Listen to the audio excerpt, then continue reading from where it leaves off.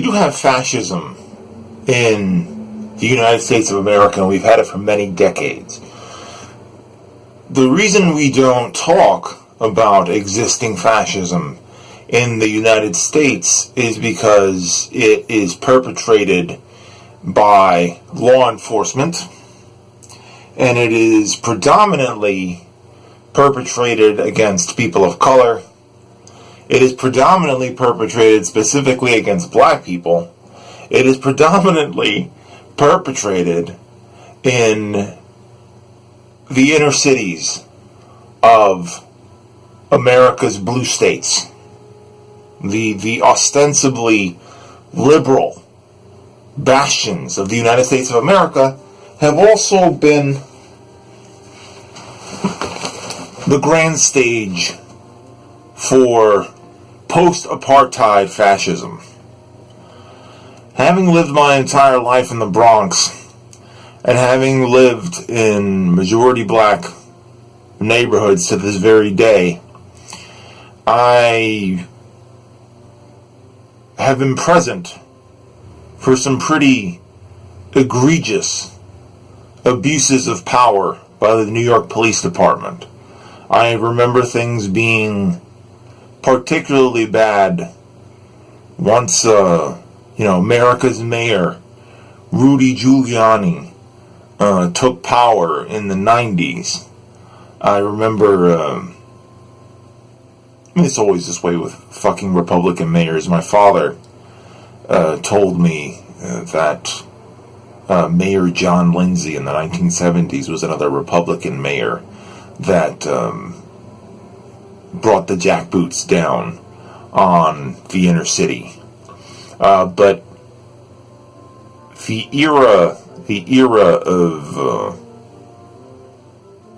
near daily police shootings in New York City started under Mayor Rudolph Giuliani's law and order regime, and has carried through his successor, Mayor Bloomberg, who, Mayor Michael Bloomberg, who is, ironically enough, a national gun control advocate.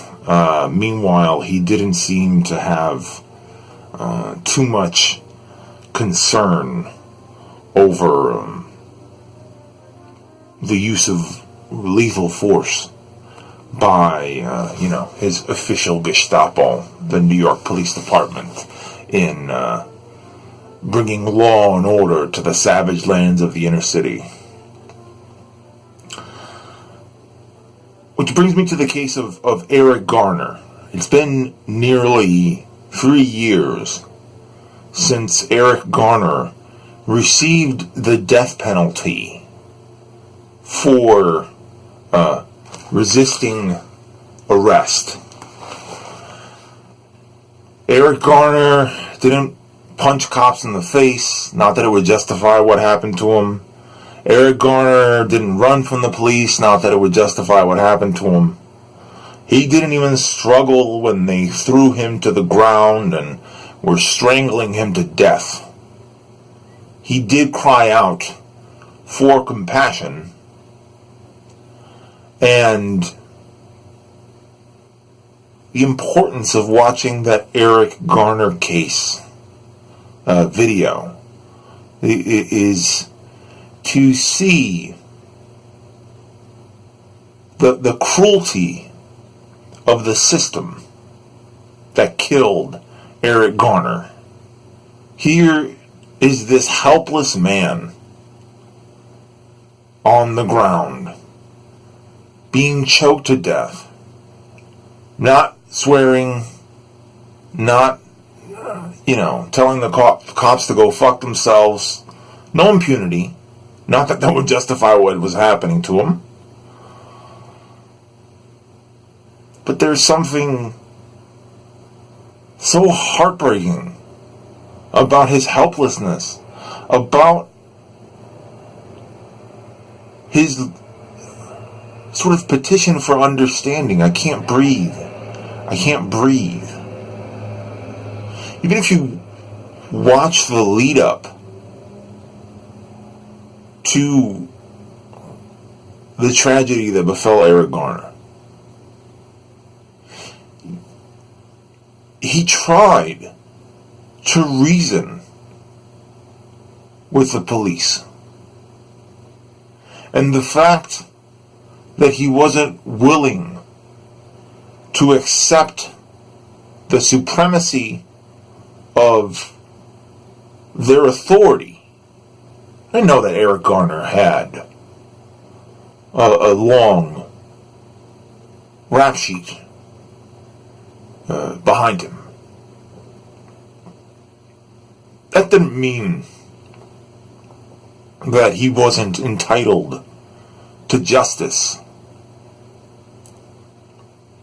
That doesn't mean if he was, which the whole Eric Garner incident was over a fucking misdemeanor of selling loose cigarettes in the street in New York, a nuisance crime, if anything else.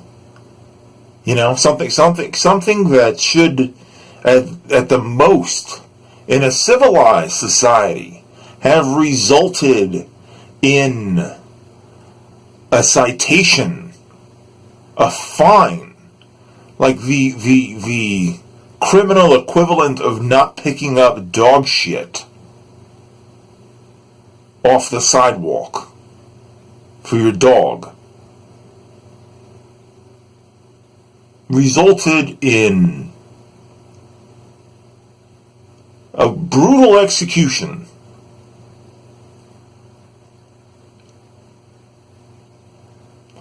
The police officers on scene are part of such a culture of impunity, such a culture that dehumanizes black people in the inner city. In this case, it was Staten Island, New York. That everyone is standing around like they're on a cigarette break, while Eric Garner is choked out on the sidewalk. The society in which Eric Garner died was so indifferent to his death that not only did police officers on scene not try to resuscitate him, which is their responsibility to make sure that he's responsive, particularly after they strangle him into submission. The paramedics who showed up on scene did not bother to perform CPR. That's how much Eric Garner's life meant to the city of New York. A city where he lived his whole life. A city that he actually used to work for. You know, Eric Garner used to be a horticulturalist for the New York Parks Department. The narrative about Eric Garner being a career criminal is heavily embellished, highly inaccurate. He retired from that civil service job. You know, Eric Garner had a civil service job. He served his city more than the average citizen walking down the street of New York, and his fucking city killed him. And then spit on his fucking corpse.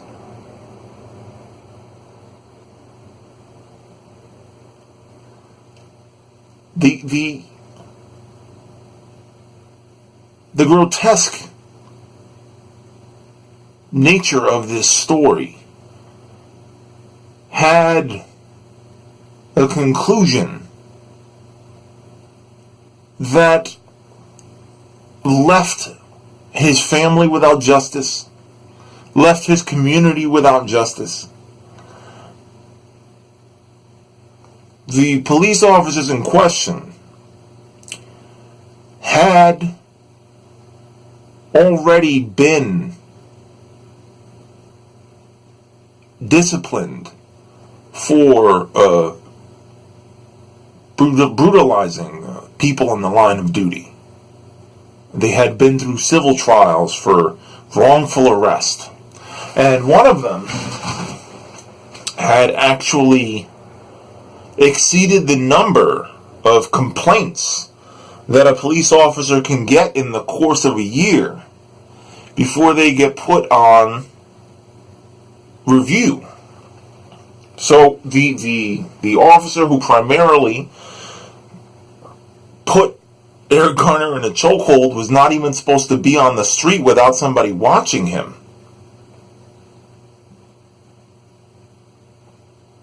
So the bureaucracy actually at this point is working against civilians and empowering criminals as long as they are police officers. Nearly 3 years after Eric Garner's death, the officers involved in killing him still have yet to make any sort of apologies, still have yet to face any kind of justice, and we still exist in a political space where people question whether or not Black Lives Matter is the new KKK.